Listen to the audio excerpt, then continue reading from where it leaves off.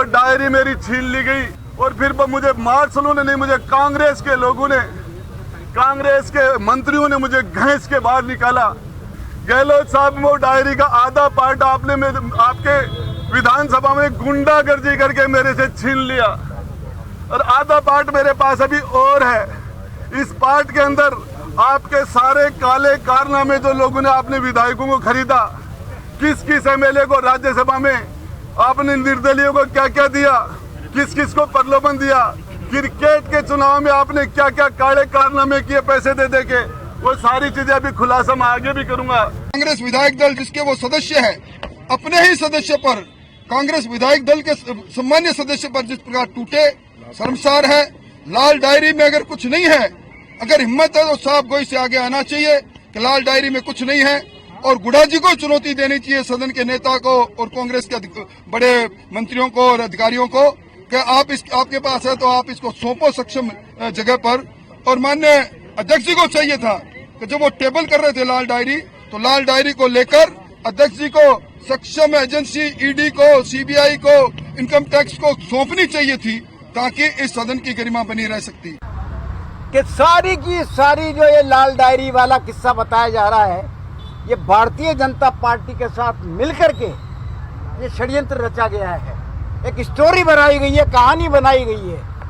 सारी की सारी षड्यंत्र सरकार के खिलाफ और खास तौर पर मुख्यमंत्री जी के खिलाफ।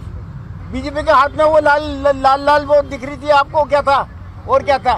और जो राजेंद्र जी राठौड़ ने तो परसों ही कह दिया था सदन में कि ऐसा भंडाफोड़ होगा और ये ऐसा होगा वैसा होगा, सब प्लान था, सारा प्लान बनाया हुआ था ये किस प्रकार से सरकार को और गहलोत साहब को बदनाम किया जाए।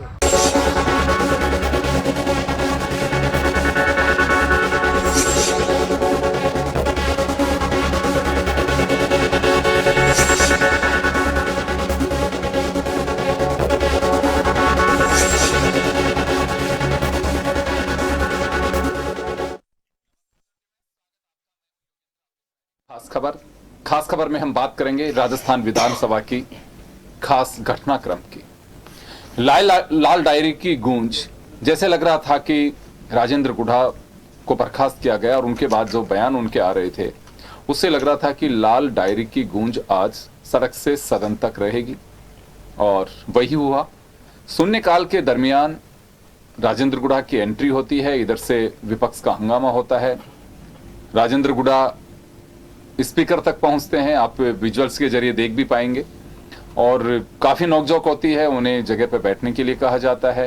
किसी भी शांति धारीवाल प्रस्ताव रखते हैं, गुढ़ा उनके पास में पहुंचते हैं और प्रस्ताव पर जाकर के और धारीवाल का कागज छीनने की कोशिश करते हैं। सत्ता पक्ष के विधायकों ने गुढ़ा के साथ में गुत्थम गुत्था भी देखा गया और मार्शल के जरिए फिर बाहर कर दिया गया। विपक्ष का हंगामा रहा, सदन 3-4 बार स्थगित किया गया और आखिर विधायी कार्य को निपटा करके 2 अगस्त सुबह 11 बजे तक के लिए स्थगित कर दिया गया। ये तो एक घटनाक्रम हुआ, लेकिन लाल डायरी को लेकर के विपक्ष हमलावर है, लगातार गतिरोध बनाए रहा। तो इसी मुद्दे को लेकर के हम चर्चा करेंगे। हमारे साथ कांग्रेस के सीनियर विधायक और पूर्व उपाध्यक्ष विधानसभा रामनारायण मीणा साहब हैं, भाजपा के सचेतक जोगेश्वर गर्ग साहब हमारे साथ हैं और हमारे सहयोगी दशरथ सिंह हमारे साथ हैं, जो पूरे समय विधानसभा में रहे।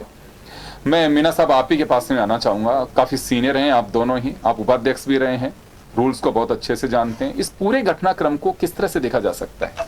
विधानसभा रूल्स एंड प्रोसीजर से चलती है, उनको स्पीकर को लिखित में देना चाहिए था। रूल्स एंड प्रोसीजर से तो मुझे समय चाहिए, क्योंकि मुझे मंत्रिमंडल से हटाया गया है और उनको समय मिलता नहीं मिलता तो जीरो और अपनी बात रखे कि मैंने आपसे अनुरोध किया है।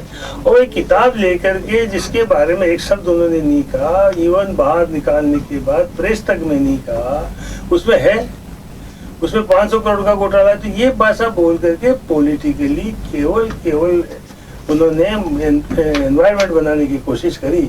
और जहाँ तक भारतीय जनता पार्टी की काफी सी संख्या है, उनको भी उस किताब को पढ़ना चाहिए था। कोई तो बोलता, उन्होंने एक तख्ती लेकर के लाल किताब। तो ये विधानसभा का समय नष्ट करने के बराबर कुछ नहीं है, ये नियमों के खिलाफ था। जो संसदीय कार्य मंत्री ने जो उनके खिलाफ प्रस्ताव रखा, इसके अलावा कोई रास्ता बचा नहीं था ताकि सदन ऑर्डर में चल सके। जी गर्ग साहब, एक आरोप लग रहा है कि ये बिल्कुल एक फिक्स कार्यक्रम था कि विपक्ष का हंगामा होना, लाल डायरी साथ में लेकर के गए सब लोग सिंबॉलिक, और उधर से राजेंद्र गुढ़ा की लाल डायरी के साथ एंट्री होती है। तो एक आरोप लग रहा है आप लोगों के कि आप लोगों का किया हुआ था सारा ही कुछ। देखिए, कहानी शुरू सोमवार से नहीं होती, कहानी शुरू होती है शुक्रवार से, जब अपराधों को लेकर चर्चा चल रही थी और उस समय कांग्रेस ट्रेजरी बेंचेस की तरफ से मणिपुर हिंसा को लेकर कुछ किया गया, हलचल की गई और भारतीय जनता पार्टी को कटघरे में खड़े करने का प्रयास किया। उस समय उस बहस के दौरान राजस्थान सरकार में बाकायदा मंत्री का दायित्व निभा रहे राजेंद्र सिंह गुढ़ा खड़े हुए और उन्होंने बहुत सहज भाषा में, गुस्से में भी नहीं, टॉन्टिंग भी नहीं, कुछ नहीं, सहज भाषा में एक सुझाव दिया कि मणिपुर की महिलाओं की हिंसा के बारे में बोलने से पहले हमको अपने गिरबान में भी झांकना चाहिए, क्योंकि राजस्थान में भी महिलाओं को लेकर बहुत अच्छा माहौल नहीं है। एक सहज सुझाव था और उन्होंने एक अपनी आत्मा की आवाज को देखते उन्होंने दिया। उस बात को यदि कांग्रेस पार्टी, सत्तारूढ़ दल शांति से हजम कर जाता तो कोई बात ही नहीं होती। और ऐसा नहीं है कि गुढ़ा साहब को पहली बार बोले हैं, वो पार्टी लाइन से हटके पहले भी बोलते रहे हैं। जब उनको लगा कि बोलना चाहिए बोलते रहे हैं, तब आपने कोई कार्रवाई नहीं की। शुक्रवार की कार्रवाई पे अचानक आपने रात को उनको बर्खास्त कर दिया। बर्खास्त कर दिया तो मुद्दा बड़ा बनना ही था। चलते सत्र के दौरान किसी मंत्री का बर्खास्त करेंगे, इश्यू तो बनेगा और विपक्ष का यह अधिकार है कि वो जब सत्र चल रहा है और सदन के बाहर कोई घटना होती है तो उसके बारे में सरकार से जानकारी मांगे कि आपने क्या किया है, क्यों किया है। ये हमारा अधिकार है, वो हम मांगना चाह रहे थे। गर्ग साहब, एक चीज मैं जानना चाहूंगा, आप काफी सीनियर हैं, क्योंकि मंत्री सरकार का हिस्सा होता है और अगर मंत्री ये बात कहे खुद के स्टेट के लिए तो आप किस तरह से देखेंगे इसे? अंतरात्मा की आवाज ठीक है, अगर यही वाकया बीजेपी के वक्त हो तो क्या होगा? देखिए, ये तो जो बोल रहा है उनको सोचना है और जिस पार्टी के वो सदस्य है उनको सोचना है और जिन्होंने उनको मंत्री बनाया उनको सोचना है। राजेंद्र गुढ़ा को आज पहली बार तो एमएलए बने नहीं है, अच्छा तीसरी बार है, दूसरी बार है। पहले भी एडी गहलोत साहब ने उनको मंत्री बनाया था, अब भी गहलोत साहब ने रूट से बनाया था। ठीक है, इसी रूट से पिछली बार भी आए थे, तब भी वो ऐसे ही बोलते रहे थे, आज भी ऐसे ही बोल रहे हैं। कुछ भी नया नहीं है। गुढ़ा साहब जो 15 साल पहले थे वो आज भी है। कांग्रेस सब कुछ जानती है उनके बारे में, फिर भी उनको वो इतना अवसर दे रही है तो फिर कांग्रेस को उसके साइड इफेक्ट झेलने को तैयार रहना चाहिए। इसमें नाराज होने की क्या बात है? बिल्कुल। दर्शक, सबसे बड़ी पीड़ा तो यह है कि जो हंगामा की भेंट चढ़ गया हाउस, उसमें 4 महत्वपूर्ण बिलों को भी पारित करा दिया गया, 3 संकल्प भी पारित करा दिए गए। राजस्थान की जनता उस हो हल्ला, एक लाल डायरी, सब चीजों को चपट कर गई।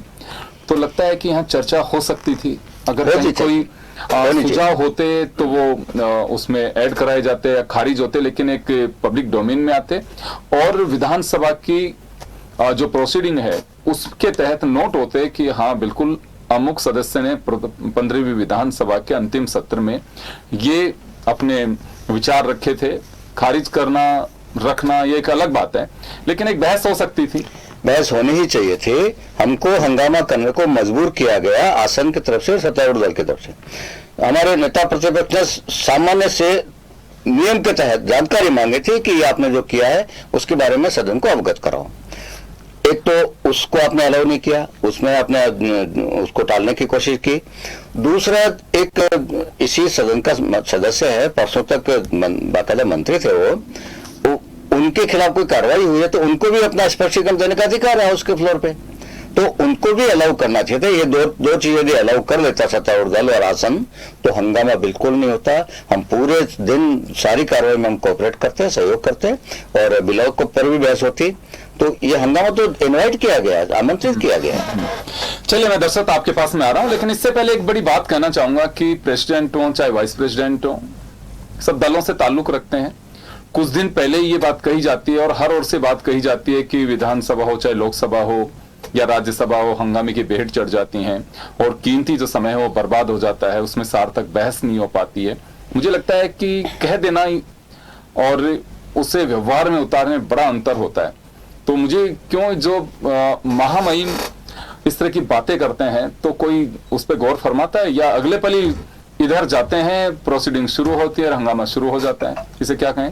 देखिए, निश्चित तौर पे जब सदन में इस तरह के प्रोग्राम होते हैं, सम्मेलन होते हैं, तरह तरह की बातें, जो मुर्मू यहाँ आई थी राष्ट्रपति, उन्होंने ये सीख भी दी थी कि विधायक जो एमएलए बन के आते हैं वो अपने क्षेत्र की जनता का प्रतिनिधित्व करते हैं, वो खुद का नहीं सोचें, जनता का सोचें, कैसे काम करें जो लोगों को अच्छा लगे। लेकिन जब सदन में विधायक आते हैं तो वहां पर पार्टियों या कह सकते हैं सरकारों की तरफ से जो उनको एजेंडे दिए जाते हैं उसमें कहीं ना कहीं वो फिक्स हो जाते हैं। गुडा का जो प्रकरण था, कई विधायक जो कांग्रेस के भी कहे जा सकते हैं, उनकी तरफ से ये भी दबी जुबान कहा गया कि गुडा को एकाएक बर्खास्त करना कहीं ना कहीं अपने गले में सांप डालना था। दूसरी तरफ बीजेपी कह सकते हैं, बीजेपी के विधायक माने या नहीं माने, या पूरा दल माने या नहीं माने, लेकिन बीजेपी ने पूरी प्लानिंग, आज सुबह से बीजेपी की प्लानिंग थी, क्योंकि आपने जब देखा कि सदन के अंदर गुडा की जब एंट्री हुई और गुडा स्पीकर तक पहुंचे और उसके बाद में स्पीकर से टॉक उन्होंने की, उसके बाद वो धारीवाल तक गए, उसके बाद जब बीजेपी ने हंगामा किया तो बीजेपी के तमाम एमएलए के पास लाल डायरी थी। हालांकि वो लाल डायरी खरीदी हुई थी 100 रुपए 150 रुपए में, जहां से भी लेके आए, लेकिन उनको पता था कि गुडा की एंट्री इस टाइम होगी, गुडा के खिलाफ प्रस्ताव आएगा और उसके पहले पहले हमको खड़ा होना है और गुडा का साथ देना है। तो इस पूरे घटनाक्रम में जिस तरह से हंगामा हुआ और 4 बिल जिन पे चर्चा हो सकती थी कि उनमें क्या क्या चीजें हैं, विपक्ष भी सुझाव देता कि ये सुझाव इसमें माने जाने चाहिए, ये सही है, ये गलत है, वो तमाम चीजें एक सिरे से खारिज कर दी गई और सदन के अंदर पूरे दिन हंगामे के चलते एक चीज हो रही है, यहाँ पे बीएससी की बैठक हुई 4 बजे, राजेंद्र राठौड़ ने बहिष्कार किया क्योंकि उसी बैठक में जोगेश्वर गर्ग साहब को भी जाना था क्योंकि सचेतक हैं ये। विपक्ष का बहिष्कार खासकर बीजेपी की तरफ से नहीं गए वो, तो ये तय माना जा सकता है कि 2 तारीख को भी सहजता भरा दिन नहीं रहेगा। देखिए, निश्चित तौर पे राजेंद्र राठौड़ जब 3 बजे प्रेस से मुखातिब हुए थे और विधानसभा में, उस वक्त भी उनकी तरफ से ये कहा गया कि वो बीएससी में नहीं जाएंगे, यानी कि समिति भी बैठक होगी उसमें भाग नहीं लेंगे। इससे पहले आपने एक प्रकरण देखा होगा, जब विधानसभा की कार्रवाई चल रही थी तो राजेंद्र राठौड़ और स्पीकर के बीच तल्ख टिप्पणियां हुई थी, क्योंकि स्पीकर ने नियमों का हवाला देकर उनको कहा था कि इस तरह से आप नहीं कर सकते। और जिस वक्त दिलावर भी एक बार जब धारीवाल की तरफ गए थे तो स्पीकर ने काफी उस पर फटकार लगाया जिस प्रकरण पर। राजेंद्र राठौड़ से भी उन्होंने बातचीत करने की कोशिश की थी। राजेंद्र राठौड़ ने उस वक्त हवाला दिया था नॉर्म्स का, नियमों का किताब लेकर। तब स्पीकर ने कहा कि अगर आपको हवाला देना तो आप चेंबर में आइए। राजेंद्र राठौड़ चेंबर में नहीं गए। मतलब बिल्कुल बीजेपी फुल प्रूफ प्लान लेके आई थी कि अगर घोड़ा इस तरह से करेंगे तो निश्चित तौर पे वो इस प्रकरण को भुनाएंगे। और राजेंद्र राठौड़ ने 3 सवा 3 बजे क्लियर कर दिया था कि वो नहीं जाएंगे। मतलब साहब है कि 2 तारीख को जब सेशन होगा, हालांकि उसमें 4 बिल आने हैं जिन पे चर्चा होगी, अगले की चर्चा होगी नहीं होगी, आज की तरह पास होंगे, ये तो एक भविष्य के गर्भ में, लेकिन निश्चित तौर पे 2 अगस्त को भी विधानसभा में हंगामा देखने को मिल सकता है। जी, मैं गर्ग साहब आपके पास आऊंगा, लेकिन रामनाथ जी के पास में जाना चाहूंगा। मीना साहब, ये लगातार बात कही जा रही है कि बीजेपी का पूरा प्लान किया हुआ था, ऐसा बीजेपी पर क्यों आरोप लगाए जा रहे हैं? उसका कारण है, जिस प्रकार से लाल किताब लाए तो वो गुडा से मिल करके उसको इंसिस्ट करके या उसको उत्तेजित करके लाए हैं। ये एक भी तख्ती में नहीं था कि लाल किताब में कौन सी चीज है। और दूसरी बात, बीजेपी के पास कोई मुद्दा नहीं है। जिस प्रकार से राजस्थान में विकास हो रहा है, जिस प्रकार से राजस्थान में हिंदुस्तान में बीजेपी को मुंह से खानी पड़ रही है, और जिस प्रकार से बड़ी बड़ी इंस्टीट्यूशंस को बेचा जा रहा है, सेठों को 40-40 हजार करोड़ रुपए एक बैंक का, तो कुल मिला करके देश की स्थिति खराब है, बेरोजगारी है, ये चीजें सब उनके ऊपर भारी पड़ने वाली है। इसलिए करप्शन का कर्नाटक के मामले में जिस प्रकार बीजेपी का करप्शन का मुद्दा 40% कमा उठाया जनता ने और बीजेपी को मुंह से खानी पड़ी, तो वैसे के वैसे ये कांग्रेस के खिलाफ एक मुद्दा लाना चाहते हैं, लेकिन मुद्दा है ही नहीं कोई।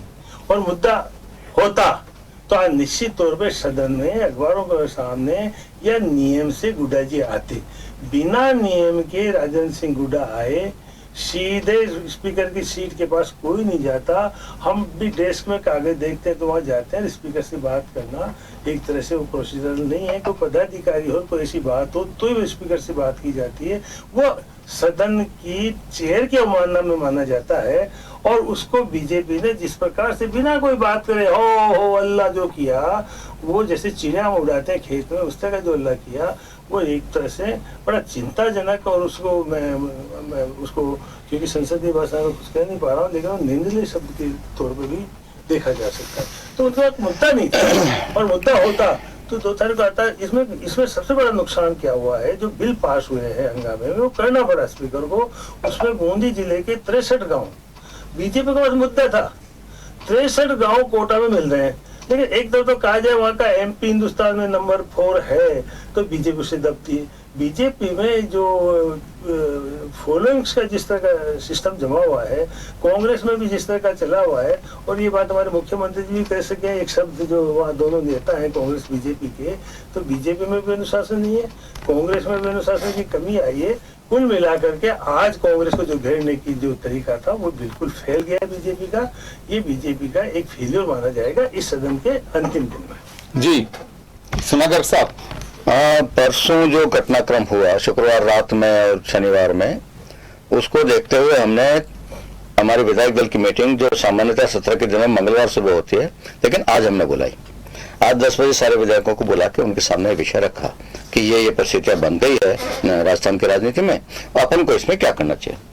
वो गहन विचार विमर्श के बाद जो हमारी रणनीति तय हुई वो ये थी कि राजेंद्र गुड़ा यदि सदन में आते हैं और या उनको आने दिया जाता है तो उनका अधिकार है, वो अपना स्पष्टीकरण देंगे। वो यदि कुछ बोलते हैं तो अपन आगे उस मुद्दे पर बोलेंगे। ये हमारा सुबह तय हो गया था। यदि उनको नहीं आने दिया जाता है और वो सदन में नहीं आ पाते हैं किसी कारण से, तो फिर हम प्रश्न उठाएंगे, नेता प्रतिपक्ष प्रश्न उठाएंगे कि भाई जो कुछ हुआ है उसके बारे में सदन को अवगत करो। ये दोनों चीजें सदन के प्रक्रिया नियम के अंतर्गत है, कुछ भी उसके खिलाफ नहीं है। हुआ यह कि प्रश्नकाल हमने शांति से चलने दिया। प्रश्नकाल पूरा होने के बाद भी राजेंद्र गुड़ा हाउस में नहीं दिखे और हमारे नेता प्रतिपक्ष जब वो नहीं दिखे और शून्यकाल का प्रोसेस शुरू हुआ, तो राठौर साहब ने खड़े होकर व्यवस्था का प्रश्न उठाया कि वो जो कुछ हुआ है मंत्री के बारे में, उसके बारे में हमको अवगत कराओ। तब तक राजेंद्र गुड़ा अपने सीट पर पहुंच गए और वो खड़े हो गए तो उन्होंने बोलना शुरू किया। तो फिर स्पीकर साहब ने उनको भी बोलने से रोका और नेता प्रतिपक्ष को रोक दिया। उस पर सारा हंगामा हो गया। तो इसमें बीजेपी के हंगामे की कोई प्लानिंग हमारी नहीं थी। हंगामा खड़ा। आप लोगों ने बीएससी की बैठक का बाइकआउट किया, वो तो बात की बात है। उसके बाद एक कारण और बन गया। उसके बाद एक कारण और बड़ा बना जो राजस्थान के इस विधानसभा के इतिहास में पहली बार हुआ है। हमने संकल्प कई बार पारित किए हैं, हम उधर थे तब भी किए हैं, हम इधर हैं तब भी किए हैं। राजस्थानी भाषा को लेकर बड़ा संकल्प पारित हुआ था। संकल्प आज तक शासकीय संकल्प राजस्थान की विधानसभा में जब भी पारित हुए हैं, लाने से पहले दोनों पक्ष विचार करते हैं, सारे दलों से सहमति होती है, फिर लाया जाता है और सर्वसम्मति से पास होता है। उसमें बाकायदा बहस भी होती है। ये पहली बार, मैं भी चौथी बार हूं, पहली बार देखा है कि हमको बताए बिना अचानक बीच में वो सप्लीमेंट्री एजेंडा सर्कुलेट किया जाता है और कहा जाता है 4 संकल्प एक साथ, और चारों की ध्वनि एक ही कि भारत सरकार के खिलाफ हो, जो आपका विषय नहीं है, मणिपुर के हिंसा राजस्थान का विषय नहीं है। और राठौड़ साहब यही तो कहना चाह रहे थे। जब संकल्प की बात आई तो नेता प्रतिपक्ष ने अनुमति मांगी कि मुझे पॉइंट ऑफ ऑर्डर का अलाउ करो। वो यही पूछना चाह रहे थे कि भाई इस प्रक्रिया के नियम में जो लिखा है उसमें यह है कि संकल्प उसी विषय पर आ सकता है जिसका संबंध राजस्थान से हो। मणिपुर की हिंसा का राजस्थान से कोई लेना देना नहीं, उसमें आप संकल्प क्यों ला रहे हो? ये हम पूछना चाह रहे थे, आपने पूछने नहीं दिया, क्यों रोका उनको? ये आसन की गलती है, हमारी गलती नहीं है। तो हंगामा होना ही था। हंगामा तो आप इन्वाइट कर रहे हो, आप स्वयं निमंत्रण दे रहे हो हंगामे को। अब हमको बोलने नहीं दो, नियम के अंदर नहीं बोलने दोगे तो क्या होगा? पॉइंट ऑफ ऑर्डर कोई इतिहास में पहली बार नहीं उठा है।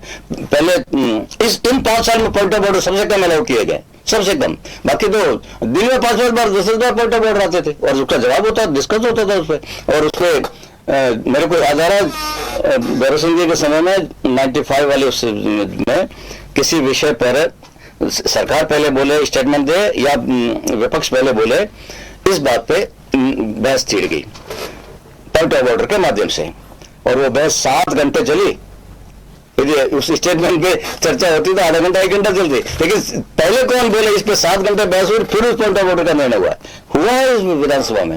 ये पहला ये पूरा 15वीं विधानसभा एकमात्र उदाहरण है जिसमें पॉइंट ऑफ ऑर्डर को मैक्सिमम अवॉइड किया गया है। ये हमारा अधिकार है पॉइंट ऑफ ऑर्डर करना। स्पीकर है, पहले इतने लड़े नहीं होंगे। No comments. चलिए मीना साहब आपके पास में आना चाहूंगा, क्या इसे टाला जा सकता था? जो घटनाक्रम कैसे टाला जा सकता था? इसको टाला ही जा सकता था। बीजेपी अपना एजेंडा ला रही थी, कोई दिक्कत नहीं। माननीय राजेंद्र जी जो आज सदन के सदस्य हैं, उनको अपनी बात चेयर से कहना चाहिए था। उनको यदि गुस्सा भी लाना था तो चेयर उनको अलाउ नहीं करती, समय नहीं देती, कोई बात नहीं सुनती, या कोई बात होती उनको प्रोसेस आना चाहिए था। चेयर निश्चित तौर पे, क्योंकि वो मंत्रिमंडल से बर्खास्त किए गए हैं, उनको निश्चित तौर पे अपनी बात 2 मिनट में 5 मिनट में कहने का मौका दिया। वो जल्दबाजी करके, क्योंकि उनको पता था कि बीजेपी वालों से मेरी बात हो चुकी है, सबके पास लाल किताब है, अपन को हंगामा करना है। राजेंद्र जी गुड्डा इस बात में फेमस है, कॉन्स्टिट्यूंसी में भी और यहाँ भी। लेकिन उसमें वो फेल हो गए। फेल इसलिए हो गए कि चेयर की अवमानना करने तक की पोजीशन में चेयर के पास पहुंचे, जो ठीक नहीं था। ये आसानी से रोका जा सकता था। और उसके बाद भी सदन के स्पीकर ने सदन एडजोर्न करके उसको समय दिया। समय पे न लीडर ऑपोजिशन को उनको बैठ करके बात करना चाहिए था कि उनको अपनी बात सुने। प्रोसीजर रहा है, मंत्रिमंडल से बर्खास्त होगा उस सदस्य को बोलने का अधिकार, ये हमारी परिपाटी रही है, उसको बोलने का अधिकार होगा। और इस पे रूलिंग्स भी है, लेकिन वो उस चीज का उपयोग नहीं कर पाए और ये हंगामे की भेंट चढ़ गया। उसका नतीजा ये रहा, बहुत से बिल जो बहुत महत्वपूर्ण बिल थे बिना चर्चा के पास हो गए, बिना चर्चा के पास हो गए, कानून बन गए। उनको यदि सर्कुलेट भी किया जाता तो ज्यादा बेटर होता। और जब कानून बन गए, अब उसके बारे में कुछ कहना बेकार, निरर्थक हो जाता है। इसलिए इसको आसानी से रोका जा सकता था। कोई भी पक्ष के द्वारा, किसी के भी द्वारा इस हंगामे में कौन बोलता, ये स्थिति पैदा हुई है। आज खुद सत्ता पक्ष और आसन खुद अफरा तफरी में थे। जब राजेंद्र राठौड़ नेता प्रतिपक्ष वो मुद्दा उठा रहे हैं, उनको अलाउ करना चाहिए था। और उसी दौरान जब राजेंद्र गुड़ा खड़े हो गए तो आसन से ये होना चाहिए था कि मैं होता, मैं ये करता है कि नेता प्रतिपक्ष आप 1 मिनट रुके, पहले उनको बोलने का अधिकार बोलने देते, उनको 2 मिनट 5 मिनट जो बोलना हो तो बोल लेते। और उसके बाद उस पर यदि नेता प्रतिपक्ष को बोलना उचित लगता तो वो बोलते नहीं, तो बात खत्म हो जाती। इतना घबराहट क्यों थी कि राजेंद्र गुड़ा बोल के तो पता नहीं जैसे बम फट जाएगा, राजेंद्र राठौड़ बोल के तो जैसे कोई आफत आ जाएगी। उस घबराहट में सारा माहौल खराब हुआ। हम खराब करना बिल्कुल नहीं चाहते थे, हम बहस में भाग लेना चाहते थे और लेते हम है किसी तरह की पूरे सत्र में हमला बिल्कुल घबराहट है किसी तरह की सत्ता पक्ष में। घबराहट तो घबराहट कोई थी नहीं। आज के वीडियो देख लीजिए सारे, आपको पता लगेगा होगा कोई बात होगी राजेंद्र गुड्डा ने जो जल्दबाजी में किया। और राजेंद्र राठौड़ तो नंबरिंग अपना इसी आधार पर मानते हैं, और जिस प्रकार से भैरव सिंह जी बोलते थे उसकी कॉपी बनना चाहते हैं, तो वो नहीं बन सकते। तो ये जल्दबाजी में राजेंद्र जी राठौड़ का मानो, गुड्डा जी का मानो, ये दुर्भाग्यपूर्ण घटना हुई है। इसकी जितनी निंदा की जाए उतनी कम है। और ये हमारे संसदीय यहाँ के इतिहास में एक काला प्लॉट में इसको मानता हूँ, बाकी कोई घटना नहीं है। और लाल किताब का जहाँ तक सवाल है, इसको मिस्ट्री बनाने की कोशिश की गई। एक शब्द तो कोई बोलता, गुड्डा बोलते, एक लाइन तो पढ़ के सुनाते, अखबार वालों को पढ़ के सोच जब तुम्हारे पास दूसरी कॉपी है तो। और जब उनके पास लाल किताब सब माननीय विधायकों के पास थी तो उसमें से एक लाइन तो जोड़ते कोई कुछ नहीं था। केवल कर्नाटक की कॉपी करके बदनाम करके गवर्नमेंट को, और एक भी करप्शन के मामले में नहीं बोल पाए। अल्लाह अखबारों में देने के हाउस में जो आसानी से प्रस्ताव रखते, एक प्रस्ताव नहीं आया। और ये साबित हो चुका है कि सरकार के सारे मंत्री बहुत ईमानदार से काम किया है, ऐसा पहले कभी भी सरकार। वाह क्या बात है जी, सर्टिफिकेट जरूर। दशरथ खैर, स्थितियां जो भी हैं सामने हैं, लेकिन ये माना जा सकता है कि कांग्रेस की अपनी सफाई रहेगी लाल डायरी पर, और प्रधानमंत्री आने वाले हैं 27 को। क्योंकि आपको ध्यान होगा कि इससे पहले भी जब पुष्कर आए थे तो उनका सीधा हमला मुख्यमंत्री अशोक गहलोत पे डायरेक्ट था कि अपने पुत्र मोह में पुत्र को आगे बढ़ाना चाहते हैं, जिस पर अशोक गहलोत ने स्पष्ट साफ भी किया कि ये किस तरह की भाषा का प्रयोग कर रहे हैं प्रधानमंत्री। अभी राजेंद्र गुड़ा क्योंकि जिस तरह से कह चुके हैं कि आरसी चुनाव का हिसाब है इसके अंदर, विधायक जब सरकार संकट में थी उसका हिसाब है इसके अंदर, तो हिसाब है नहीं है ये तो राजेंद्र गुड़ा या फिर सरकार को मालूम होगा। लेकिन प्रतिपक्ष के हाथ में एक बहुत बड़ा एक मुद्दा मिल गया, देखिए निश्चित तौर पे सीकर प्रधानमंत्री आ रहे हैं और सीकर और उदयपुर वाटी की जो दूरी है वो 30 से 35 किलोमीटर की है। ये वो इलाका है, शेखावाटी का इलाका। निश्चित तौर पे बीजेपी इसको बुलाने का पूरा प्रयास करेगी, क्योंकि राजेंद्र गुढ़ा ने जिस तरह का मुद्दा उठाया है वो निश्चित तौर पे आने वाले वक्त में, क्योंकि बीजेपी के पास जो मुद्दे थे, चाहे करप्शन के थे, पेपर लीक के थे, उनको उठा रही थी, लेकिन जनता के बीच जो मैसेज देने की कन्वे करने की कोशिश कर रही थी वो इतना नहीं हो रहा था। लेकिन कल से जो 2-3 दिन से, शुक्रवार से जो घटनाक्रम हुआ और गुढ़ा ने जिस तरह से, हालांकि लाल डायरी में क्या था नहीं था एक अलग विषय अलग है, लेकिन ये सबसे बड़ा कि बीजेपी ने प्लानिंग, क्योंकि सबसे गर्ग साहब ने अभी कहा कि बीजेपी ने सुबह बैठक की, बैठक में ये था कि हम समर्थन जो बोलेंगे तब बोलेंगे, लेकिन उनके बोलने के बाद सब एमएलए के पास लाल डायरी थी, हालांकि वो खरीदी गई थी, दूसरी डायरी थी, कॉपी थी, जो भी थी, लेकिन पता था कि गुढ़ा आगे आएंगे, लाल डायरी दिखाएंगे तो हमें भी लाल डायरी दिखानी है। मतलब साफ है कि प्रधानमंत्री जब सीकर आ रहे हैं तो निश्चित तौर पर इसी इश्यू को लेकर, करप्शन के जो चार्जेज हैं वो राजस्थान सरकार पर साधने की कोशिश करेंगे, जैसा उन्होंने भी करेंगे। और ये केवल विधानसभा नहीं लगता है कि मंच पे लाल कलर की डायरी आ सकती है। मैं तो केवल एक सेंटेंस बोलूंगा, यदि लाल डायरी में कुछ नहीं है तो सरकार इतनी घबरा क्यों रही है? जवाब देते हैं, सहन करते हैं। अब भी बोलते ना, अभी कौन बहस करो ना, अब भी कुछ कर रही है ना, कुछ है ही नहीं। सरकार क्यों घबरा रही है? नहीं, सरकार कौन सी सरकार? सरकार बैठी है, प्रस्ताव पास कर रही है, निकाल रही है, आप उलट करने का मौका दे रही है, और फिर 2 तारीख को आओ ना, तैयारी होकर आओ। कितने दिन के बाद कर रहा है? खूब तैयारी करके, बिल्कुल तैयारी किसी तरह की नहीं है कोई। वो दिन 2 तारीख को ये गौरवरिया मैदान जी, आ रही है। जी खैर चलिए, अभी 2 तारीख पे निगाहें रहेंगी, लेकिन इससे पहले कई घटनाक्रम हो सकते हैं, इसे खारिज नहीं किया जा सकता, क्योंकि 27 को प्रधानमंत्री आने वाले हैं, एक बड़ा मामला है। और केवल बात राजधानी जयपुर तक की नहीं है, ये गूंज दिल्ली तक है, सड़क से सदन तक का ये मुद्दा हो चुका है। राजनीतिक दल अपनी अपनी बात करेंगे। अकेला अशोक गहलोत प्रधानमंत्री को नीचे दिखाने में तैयार होता है, उसके सामने क्या है प्रधानमंत्री? तो चलिए देखना होगा कि अब कहां तक जाती है लाल सामने तो रामदानी भी कुछ नहीं, ये देखने वाली बात हो। सोनिया जी आप सभी का बहुत बहुत शुक्रिया और खास खबर में इतना ही, दीजिए इजाजत, नमस्कार।